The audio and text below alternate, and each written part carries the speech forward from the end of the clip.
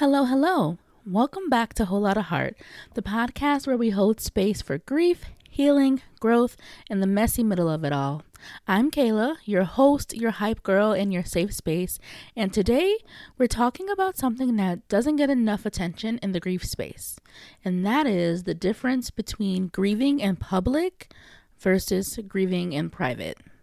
Because grief doesn't always look like tears and tissues and sad playlists. Sometimes grief looks like just holding it together at work. It looks like laughing at all the jokes at brunch with your friends. It looks like keeping it quiet because you're tired of explaining yourself or because the world has stopped checking in with you.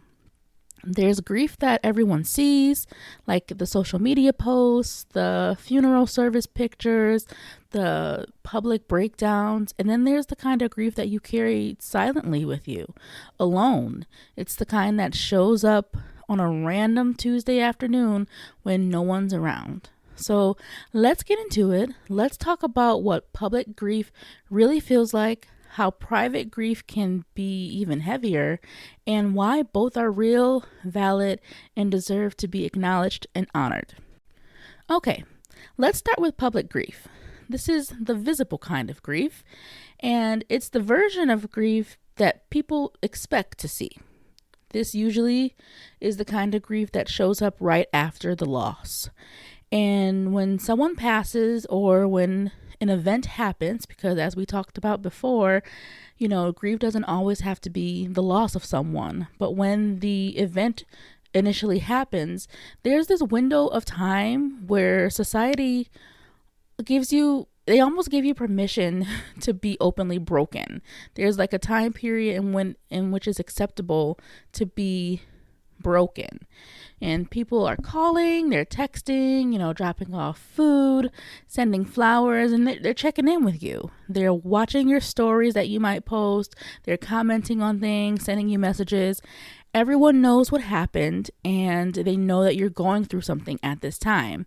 You might, post a tribute photo or write something about the person that you lost. And it's like the world responds in this big wave. They're sharing love, they're sharing prayers, positive vibes, all the things. And let me just say that love, that wave of love that you get, it really does matter, and it helps, and it makes the grief feel a little less lonely in a sense. And in a way, that visibility to the grief can be comforting. It becomes a space where you can just fall apart, and it's okay because everyone knows what's going on. There's validation in that time, and you don't have to explain why you're not okay. But here's the thing. There's also pressure in that visibility because public grief can feel so exhausting. Suddenly, it feels like your grief has an audience, and at times you might feel as if you are performing pain. Like you feel like,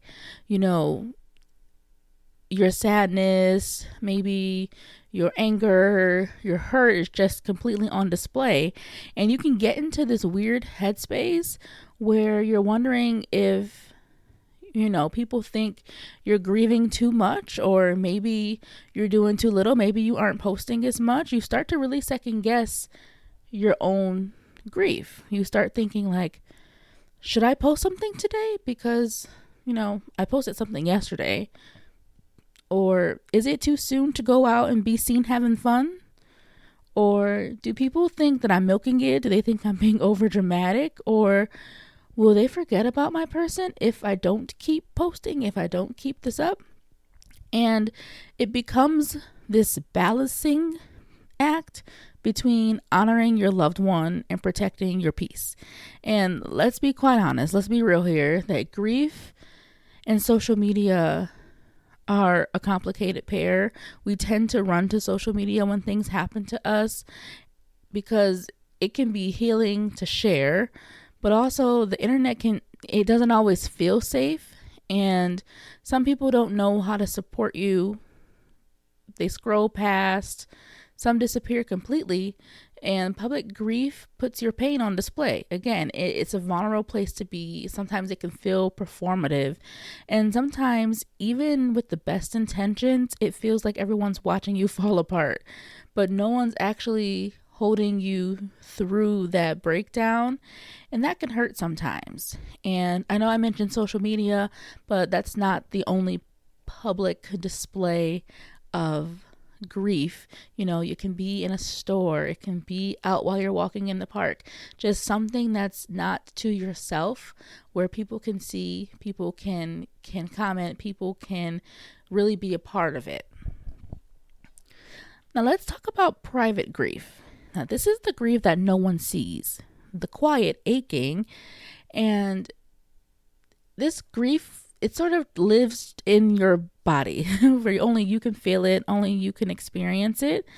It's the kind that shows up, when you're brushing your teeth, or you're suddenly remembering a conversation that you and your person had, or when you're alone in your car and the right song comes on and you just kind of break down a little bit.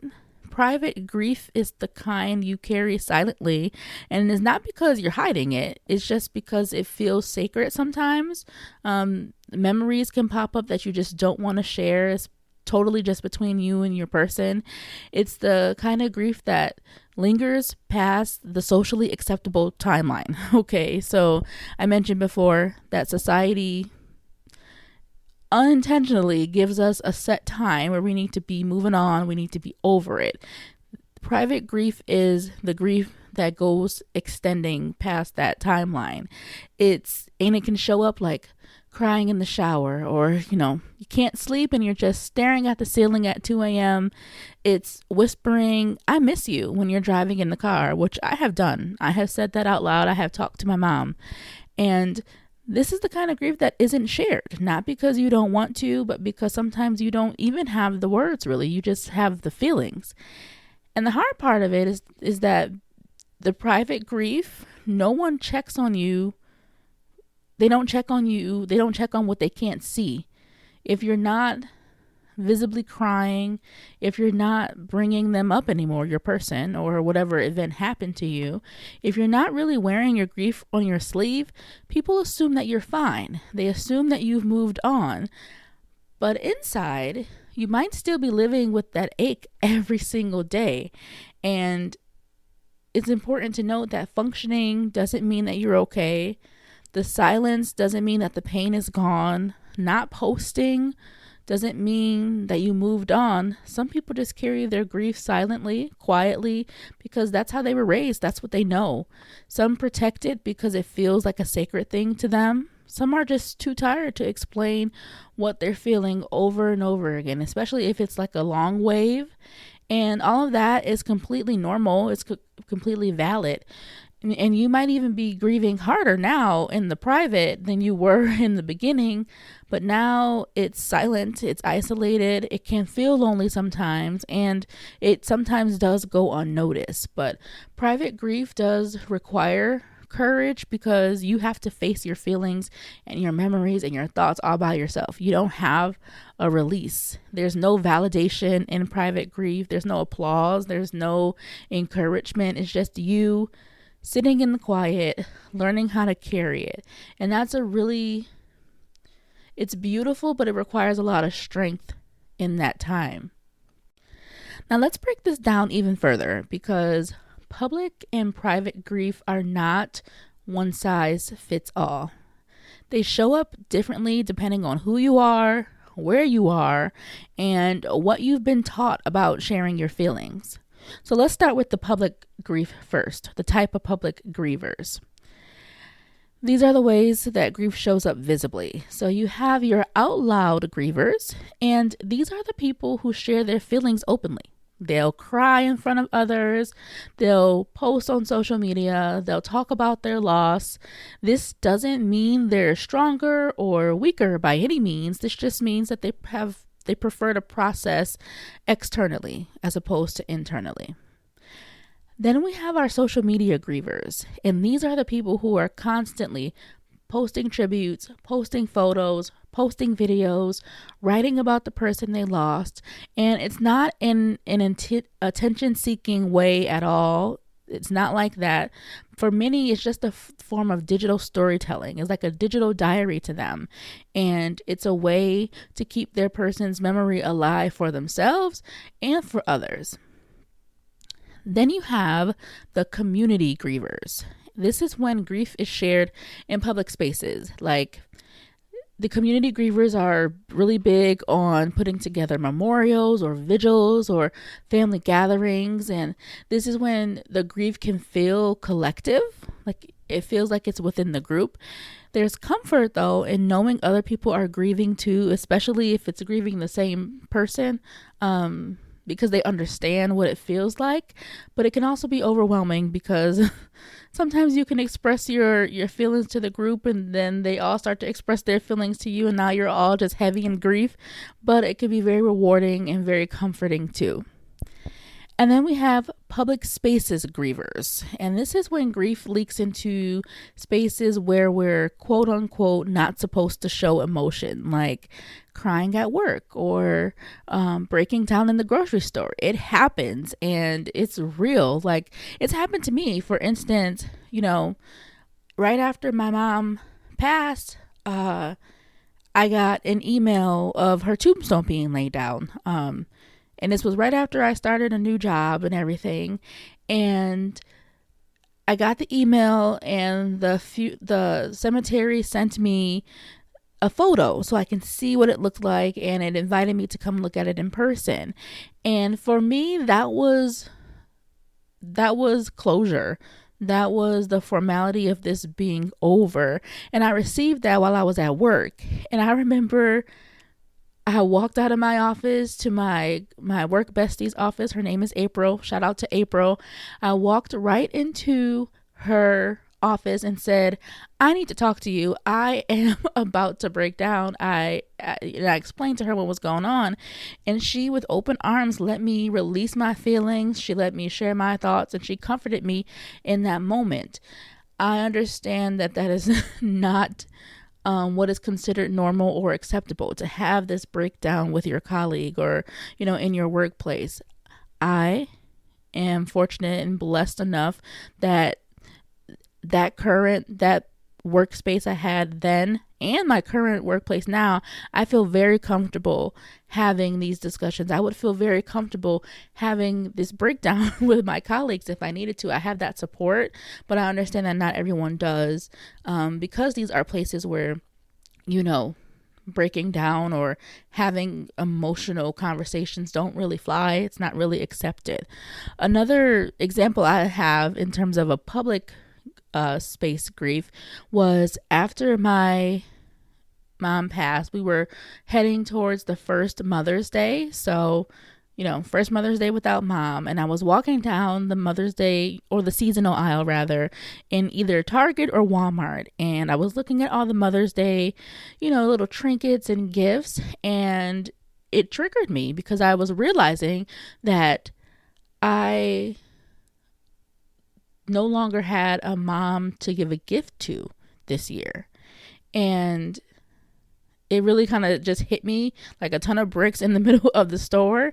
And I just started breaking down in the store. I was crying. It took me a second to process. And there were people who walked past me and they kind of looked and gave some stares. But there was a nice person who asked me if I was okay. And I explained to her what was going on. And she just kind of comforted me and told me, it is okay to have these feelings, let them out.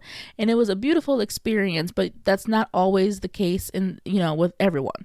Not everyone's going to comfort you in that time. And it can be awkward sometimes. It really can. But I do encourage you that if you are triggered in a public space, to release the emotions and explain later. Don't try to hold them back, because sometimes that can make things worse. Now let's talk about the private grief, the grief that's invisible. So we have silent grievers. These are people who just don't feel comfortable expressing grief outwardly. They might process mostly in their minds through, journaling or in therapy. They feel deeply, but they would just prefer not to show it. Then you have functional grievers, and these are the ones who throw themselves into work. They distract themselves with work, routines, caretaking, and from the outside, they look fine, but inside, they're really carrying heavy pain. They're doing all the things, but internally, they're really trying to stay afloat. I was a functional griever in the time before I had my whole meltdown with my dad. Please check out episode 5 to hear that story. But before I had that conversation with my dad, I was doing all the things. I was functioning. I was staying busy. I was doing everything. But it came to a head and I was no longer a functional griever. And then we have compartmentalized grievers. And these are people who let themselves cry or feel when they're alone, like in the car or in the shower or late at night. They keep it together during the day and they let it out in private. Then we have our sacred grievers. These are the ones who really hold certain memories and feelings so close that because they don't want to share them with anyone. It's private because it feels too precious or too personal to put out in the world for them. They rather just keep the emotions and the memories within themselves. But why does this matter? Why do these types of grief matter? Well, because knowing your style of grief can really help you to stop comparing yourself to others. You might look at someone posting every week and think, should I be doing that? Am I not doing enough? Or maybe you're someone who's very open and you think, am I oversharing? Am I giving too much? The simple answer to that, no. There's no right way. There's only your way. And you might be a mix of all of these different types of grievers. I know that I am. Some days I'm chatty about memories and dreams that remind me of my mom. But other days I'm the, kind of do not disturb, I need a day to myself type of girl. But neither is wrong. Your grief expression is your own, and that's all that matters. It's totally valid to express your grief however you want to, whenever you want to. Let's talk about the act of pretending we're okay. Do you ever pretend like you got all your stuff together? You ever catch yourself smiling at someone while your heart is literally aching inside? You say, I'm fine, not because you are, but because it's easier than explaining how you feel. Because what are you supposed to say? What are you supposed to say when you're not fine? Actually, I'm barely holding it together today and I cried in my car this morning, but thanks for asking, right? No, that's not quote unquote socially acceptable, right? So you perform, you put on your makeup, you show up to work, you go out with your friends, you laugh at their stories even when you feel numb, you post a cute pic even though you cried right before it and after it. And we do this because we feel like we are protecting our energy. We're tired of being the sad one. We don't want to be the downer. I know I struggle with that a little bit with my friends. I was to a point where I was sick of crying all the time with them. I was sick of releasing all the time. And I always felt like I'm the one who brought the energy down. We feel like there's a limit to how long we're allowed to grieve out loud. Again, society places this invisible timeline on us. And if we go past that timeline, we feel like we're doing too much. Or sometimes we just need to fake it to survive the day. But the thing is, pretending to be okay doesn't make your grief go away. Let's just note that. It bottles up instead. And over time, bottling up your grief becomes heavier and heavier, not lighter. It really builds pressure and it can be exhausting. It's sort of like the volcano where the pressure builds up and then, it comes to a head and it just erupts. So if no one else has told you this, because I know I have told you this in multiple ways, but it's okay to not be okay, even when people expect you to be. And here's the weird and a little tricky thing about grief. I talk about public grieving versus private grieving, but sometimes we want people to ask how we're doing or to ask about the process. Sometimes we want someone to remember. We want someone to say, hey, I know this week is hard. I know, this is the week right now, actually, upcoming to my mom's death anniversary. This will actually make it 4 years on August 10th. So we are very close to that week. And my friends have reached out and said, hey, I know what's coming up. Do you need anything? We want that sometimes. We want someone to notice that we're a little bit off, but also we don't want to talk about it. We don't want to fall apart in front of people. We don't want the pity of it. We don't want to ruin the vibe. And that's the push and pull of grief. You want to be seen, but you're terrified of being exposed in some cases, and you want to be held, but you also want to protect your feelings. It's like an internal tug of war, and that can make grief feel like a secret sometimes, even though it's the loudest thing in your life. But these are very normal feelings to have. And, again, it's just about finding the balance between the private and the public. Now, let me say this with my whole heart, okay? If you post about your grief, you're not being dramatic. You're sharing your story. If you keep your grief to yourself, you're not being distant. You're honoring your own process. If you talk about your grief a lot, you're not annoying, you're processing. And if you rarely bring it up, you're not over it, you're just private. The way you express your grief itself is allowed to change, okay? You don't have to express your grief in one way all the time. You're allowed to need different things at different times. As you evolve, the way you might process is going to look different. And you're allowed to process in ways that don't make sense to anyone but you. And because public grief isn't performative, it's not meant to entertain anyone else. Private grief isn't weak. It's actually very, very strong. It takes a lot of strength to do that. And they're just different ways of carrying something deeply sacred to you and honoring something that once deeply mattered to you. For me, it's both. Okay. It's always been both. I've always had public and private displays of grief. And there are moments when I'm super open. I'll talk about my mom. I'll share a story. I'll post a throwback photo. And then there are days where I just can't. And it's not because I don't care. It's because, at this moment, it just feels like too much. I'm flooded with memories. I'm flooded with feelings. It just feels a little overwhelming at times. It's heavy sometimes. Memories can come in and they can bring emotions that feel too raw sometimes, or too personal. And I've learned to honor both sides of the grieving process. The side that wants to be witnessed and the side that just wants to be quiet and just let it be mine. So if you're navigating the tension between public and private grief, or you're trying to find the balance, here are just a few reminders that I would give you as someone who has struggled, or maybe not struggled, but just have figured out the balance that I need. First thing is, you don't owe anyone your sadness. Okay, you do not owe anyone your sadness, meaning if you want to keep it private, go ahead. If you want to share it, go ahead. But it's completely up to you. Your sadness, your grief is your own. You don't need to shrink your grief to be palatable, okay? So don't try to downplay your feelings because you don't want to make someone else uncomfortable. That's not your job to make sure that they're comfortable. It's your job to release your emotions.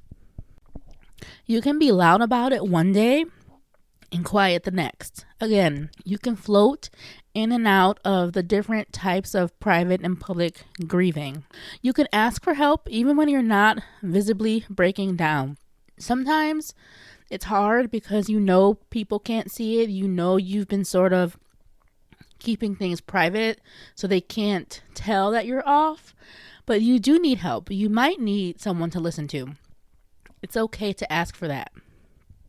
And grief isn't all or nothing. It's both. It's all of it. So it's all encompassing.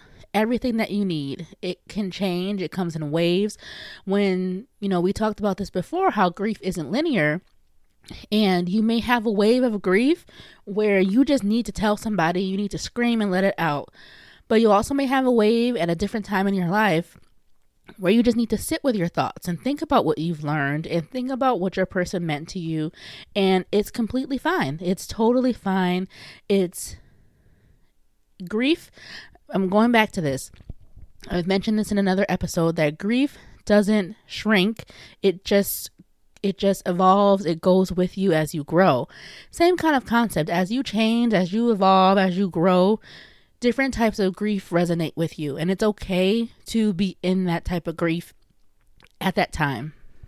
Grief doesn't always need an audience, but it does need space.